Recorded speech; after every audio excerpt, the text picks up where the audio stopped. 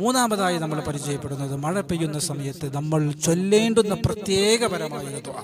ആയിഷ ബീവി റളിയല്ലാഹു തആല അൻഹ റിപ്പോർട്ട് ചെയ്ത അല്ലാഹുവിന്റെ റസൂൽ സ്വല്ലല്ലാഹു അലൈഹി വസല്ലം തങ്ങളോട് പഠിപ്പിച്ച ഏതാണ് ദുആ?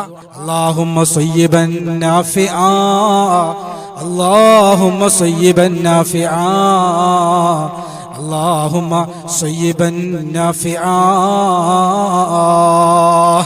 എന്നതാണ് ദുആ. അല്ലാഹുവേ സയ്യിബൻ നാഫിഅ, ഉപകാരപ്രദമായ മഴ ഞങ്ങൾക്ക് നൽകണേ. ഈ ഒരു ദുആ നമ്മൾ ചൊല്ലുമ്പോൾ അല്ലാഹു നമുക്ക് നൽകുന്ന നേട്ടങ്ങൾ ഒരുപാടാണ്. ഒന്നാമത്തെ നേട്ടം, ദിക്ർ ചൊല്ലിയ പ്രതിഫലം അല്ലാഹു നമുക്ക് നൽകുന്നു. രണ്ട്, ഈ മഴ അല്ലാഹു സുബ്ഹാനഹു വ തആല നമുക്ക് നിലനിർത്തി തരുന്നു.